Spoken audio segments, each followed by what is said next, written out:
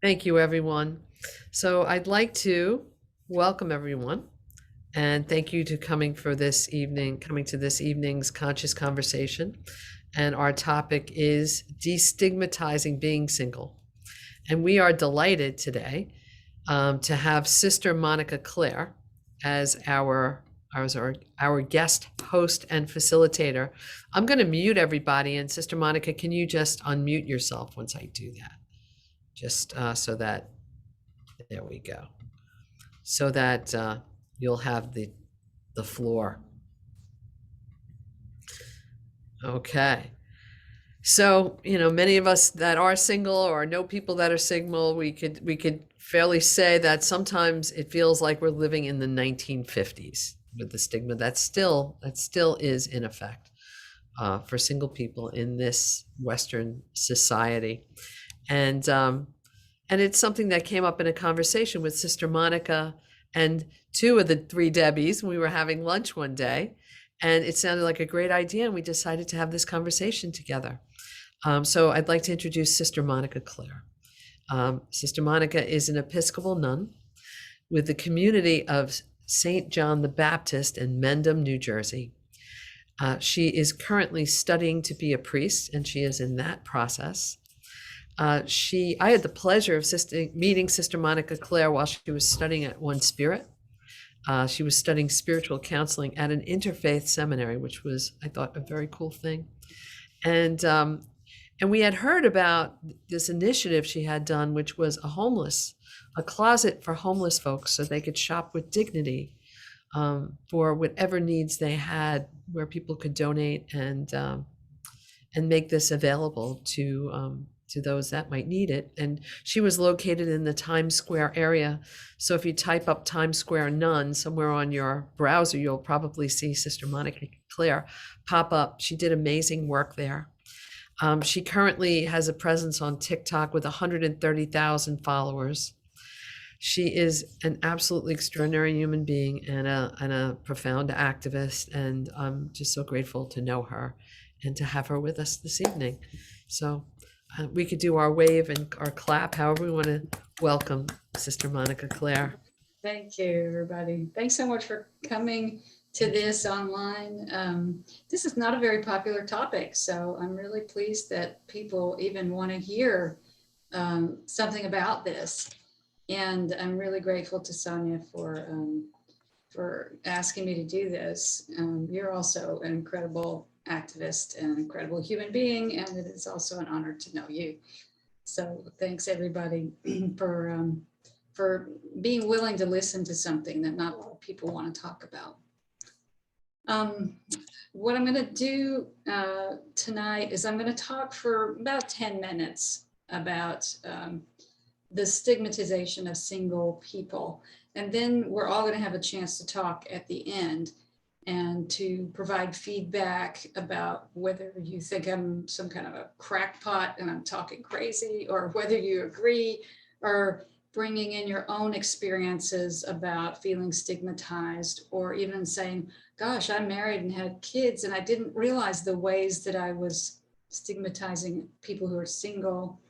And then we're going to talk about some ideas that you might have for removing the stigma, whether it's around language or policy, things like that. If you have any ideas that come up while I'm talking. And also just pay attention to how you react to things that I say.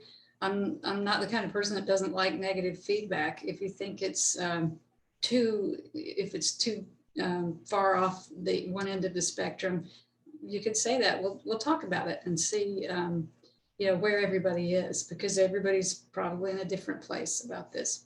Now, before I get started, how many people in this space right now are single?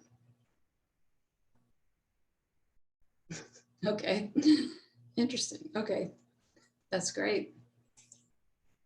And so when I'm talking about stigmatizing single people, I mean people who are unpartnered right now, unmarried, not cohabiting, not dating anybody. And I'm going to talk about why the stigmatization of that particular subset of people is damaging.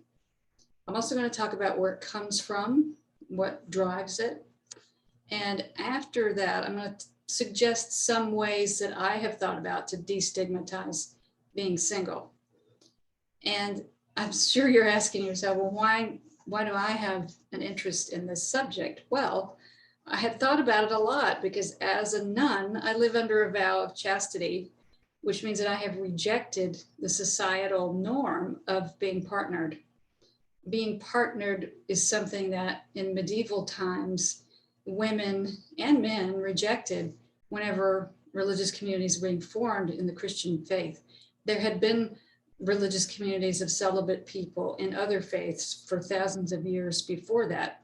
They were also living outside the norm. They were regarded with a lot of suspicion. And even to this day, the choice that I've made to live under the vow of chastity brings a lot of heat from people in popular culture. They think it's aberrant. They think it's an unhealthy way of life and that it's psychologically damaging to live like this. So I have a little bit of a soapbox about this issue. And it's because people in our culture are not exactly comfortable with the idea that you can be happy without a partner. So I'm going to start off by saying two phrases. And when I say these two phrases, I want you to pay attention to how you react, where it lands with you, because we'll talk about it after I'm finished speaking. And you can give your feedback about how these phrases hit you or didn't, or bounced off of you. They both mean the same thing, but they're worded slightly differently.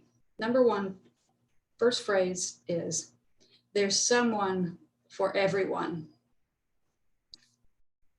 The second one is, there's a lid for every pot. Now, both of those phrases mean the same thing. Of course, they're just worded slightly different, and they seem on the surface to be innocent or even encouraging, but they're also loaded with bias. And does anybody know where these phrases came from? Where they originated? Nobody does. They're not from scripture. They're not from a famous philosopher or author. They're not from data or statistical findings. They're just phrases. They're called aphorisms. And they are beliefs that spring up from popular culture. The strange thing about these two phrases is that I can pretty much guarantee that you could go out and talk to every person you know. They all know these two phrases. And it cuts across every religion, every economic level, every culture. People in other languages have these kind of phrases. Of course, they're worded differently in different languages. But I would guarantee that every person you talk to who's over 12 years old or so knows these phrases. And most people think that these phrases reflect truths that come from something like the Bible or from Benjamin Franklin or something like that, or Masters and Johnson. Like they think they have some sort of basis for these. There is no basis for these phrases. They're just aphorisms. Now, why do these seemingly harmless aphorisms that are meant to encourage people, oh, don't worry, there's somebody for you. That's what it looks like they are. Why on earth would this be damaging to people? There are a lot of other aphorisms about partnering and pairing off, but I wanted to zero in on these just for the sake of brevity and sake of example. I believe that the reason these are damaging, these kind of beliefs, is that people who are unsuccessful at finding the lid for their pot, at finding someone, the belief that there is someone for everyone or even several someones for everyone, that keeps some people going after a bad breakup. It gives them strength. It keeps them hopeful during a long dry spell where they're not getting dates. But it can also make people feel incredibly bad about themselves because they say things to themselves like, well, if there's a lid for every pot and I haven't found my lid, I must be doing something wrong. I must be inadequate. Everybody has a mate and I haven't found one. So I don't fit in with everybody. And in fact, our culture holds up the belief that marriage is a societal virtue and that partnered people are happier and healthier, that they live longer than single people, even though the research that supposedly proves those things is faulty and unreliable. It just makes good news stories in magazines, and I'll tell you why.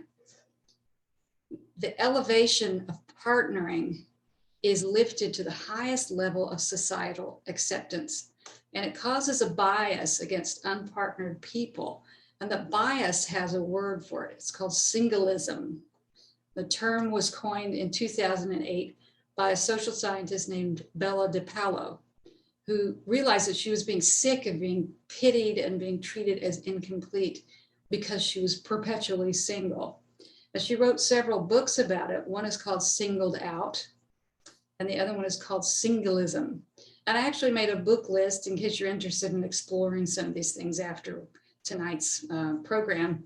I made a book list. It's a PDF, and I can put it in the chat here tonight at the end of this. But in DiPaolo's writing and in her research, she discovered there's not only a bias against single people and their families and their social lives, but there were also financial and workplace biases against single people as well. Single people pay more for travel. They are paid less in the workplace than married people. They pay more for insurance, and they do not receive the many, many tax incentives and social security benefits of married couples with children. DiPaolo also realized that single people were participating in the system of bias by downplaying the damage caused to them and diminishing it in comparison to sexism or racism. They felt that their suffering was not big enough to worry about. DiPaolo also found that single people generally accepted the social shame of being incomplete or less than until they found a partner, because they felt they deserved shame for not trying hard enough or for not being attractive enough. DiPaolo's findings were extremely unpopular because we live in a culture where being unpartnered is agreed upon as a lesser, incomplete state of living, and where the penalties for being single are accepted as fair and equitable. She also coined the term matrimania, which is a very funny term, which is the overtop celebration and hype of marriage and coupling and weddings.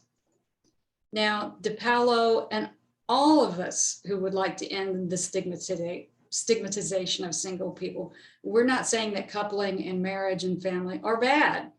We're just saying that those things need to be taken off the pedestal as our highest goals and looked at more logically and realistically. They shouldn't be held up as a cookie cutter mandate for happiness, because everybody has different needs. And now more than ever, the stigma of being single is based on the false belief that finding a partner is this magical experience that's going to make you happy and increase your longevity. But the reality is there's a 50-50 chance it won't work out. It's more in line with taking on a new career or starting a business. It's a risk with its own set of problems that might bring some happiness, and it might bring some stress or heartache. And singleism is not a small problem. We're not talking about stigmatizing a tiny percentage of the population that would constitute an anomaly, like a fringe of the normal, acceptable society. This is not a small group of weirdos living outside societal norms. 38% of the people in the United States between age 25 and 54 are single. That is a large part of the population.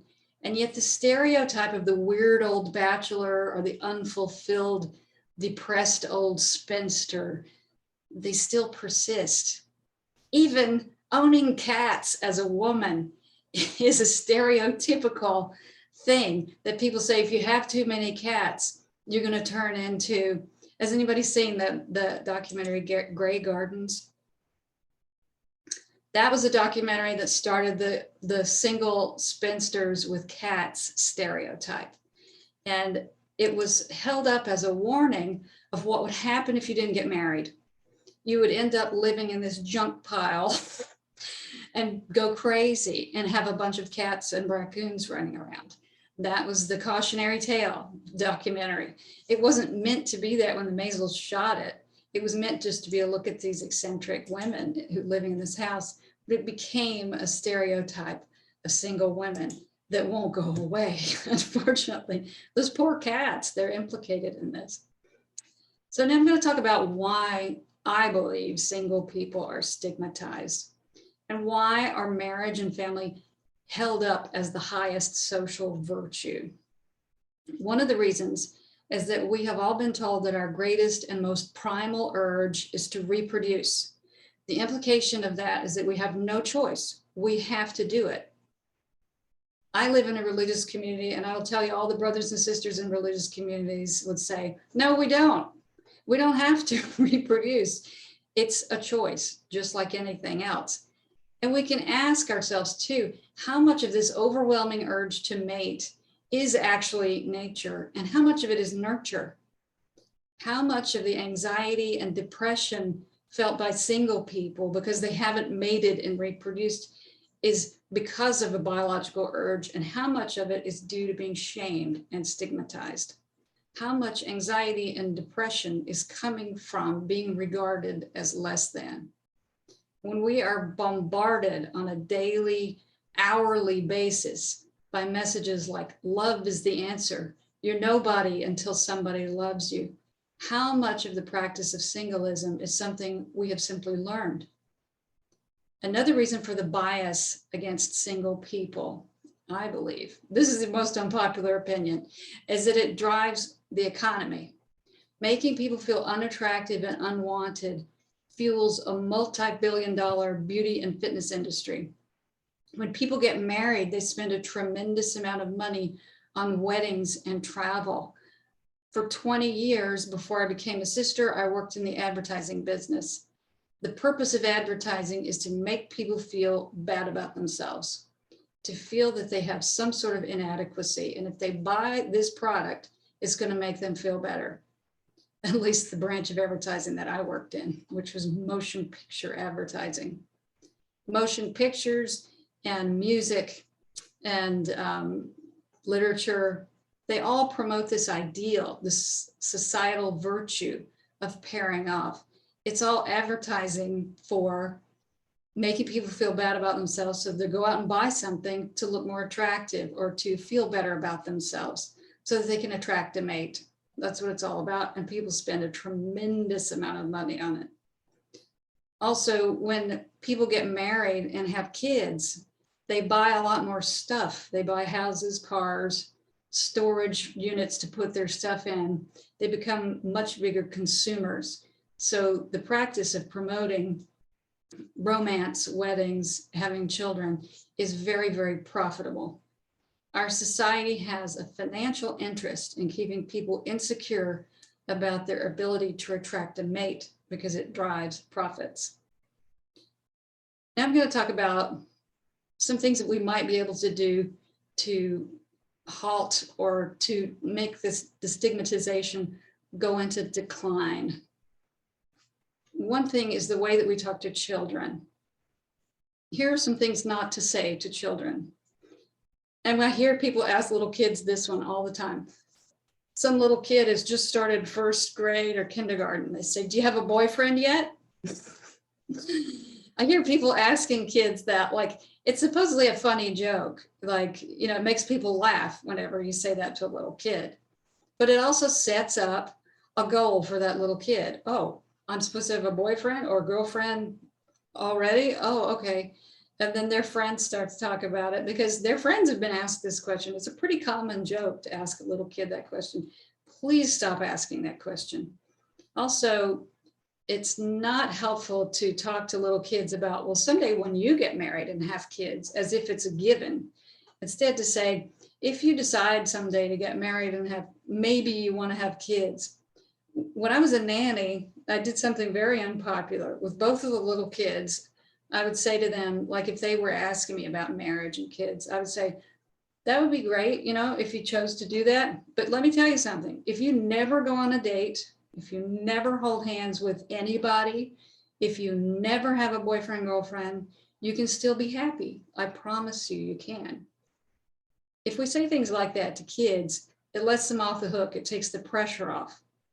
So that when they show up to holiday gatherings, when they're grown up, and people start asking them, you don't, oh, are you seeing somebody? Or are you, you're thinking about having kids now that you're in their 30s?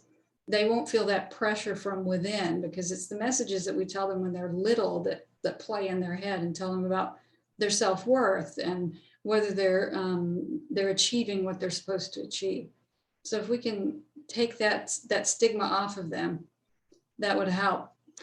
And also, when reading to children, we have to balance out the reading to them about fairy tales with people finding love and living happily ever after. We should balance those stories out with other stories about people who, just have a great time with their friends, or people who just have adventures and it doesn't end up with them pairing off. A lot of the Disney stuff is really laden with these images of this agenda of you have to find your true love. Even if you've been asleep for 20 years, you can still find your true love. And why? Because Disney has a financial interest in that too. If people pair off and have kids, they're going to bring them to Disneyland. They're going to bring them to all the movies. They're going to buy the plushies. They're going to spend a lot of money with Disney if they have a family. So promoting the family is pretty big on their agenda. And if you can't find stories and movies that don't have this message about pairing off, you need to write some, because kids would really benefit from that. And in the grown-up world, when we take it away from kids, focus on grown-ups. What do we say to grown-ups about this agenda of pairing off? I hear people make jokes sometimes about, well, my neighbor's having the baby around the same time as me, so maybe they'll grow up and get married to each other. And that's setting an agenda even before those children are born. Whether it's serious or not, it's still, I think that when we speak these things, we perpetuate the agenda. Just like there are loaded phrases that are racist or sexist, there are phrases that need to stop being said because they perpetuate a harmful energy. And for me, this is the energy of perpetuating an agenda that's akin to you need to win the lottery and win $2 million, because the odds are pretty stacked against most of us. And also not asking people goal-oriented questions when you see them. Are you seeing someone? Or if they are seeing someone, how's it going with so-and-so? Those are agenda things. I remember Paul Reiser had this comic bit that he used to do, and he'd say, God, when you're dating somebody, they ask, when are you going to get married? When you get married, they say, when are you going to have kids? And when you have kids, they say, when are you two going to drop dead? And that's how we put pressure on people. Instead, we can ask people like, how are you doing? Are you okay? And if they are seeing somebody, ask how so-and-so that they're seeing is doing, rather than, are you guys on track to get married and buy a bunch of stuff? And also phrases like broken home, to referring to single parent households.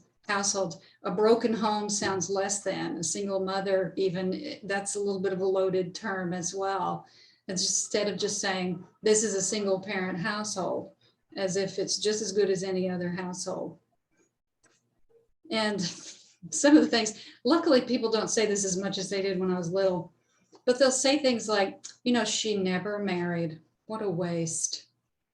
When we look at somebody who's unpartnered as saying that's a waste, that's a stigma. That's a bias that you're applying to that person and saying they have not fulfilled their potential. Also, people are asking all the time, well, you're so great and you're so smart and beautiful. Why are you single?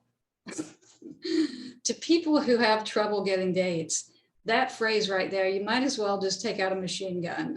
And because it's very painful to hear that phrase. And if you do have a partner and a family, good for you. I think that's terrific. Some people are made to do that. I think that's fantastic. But please don't assume that your single friends are lonely and pathetic at the holidays, because it only adds they're feeling lonely and pathetic already. So I used to, because I was, single most of my life. And on Christmas and Thanksgiving, everybody wanted to invite me to their house because they felt sorry for me.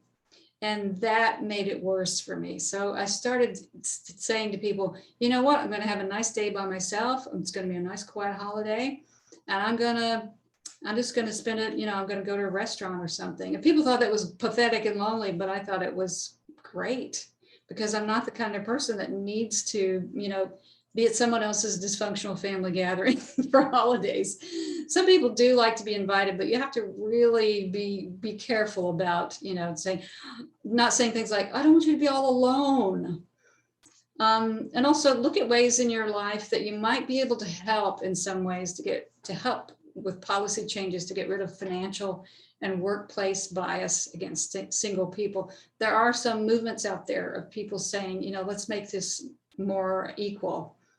And if you're ever wondering if something you're about to say or do is singlist, turn the tables in your head and ask yourself, okay, what if I was saying to a married person, wow, it's so sad that you got married. You never got to recognize your potential and travel the world and be free. And so you can turn it around in your head and you can see where the bias would be.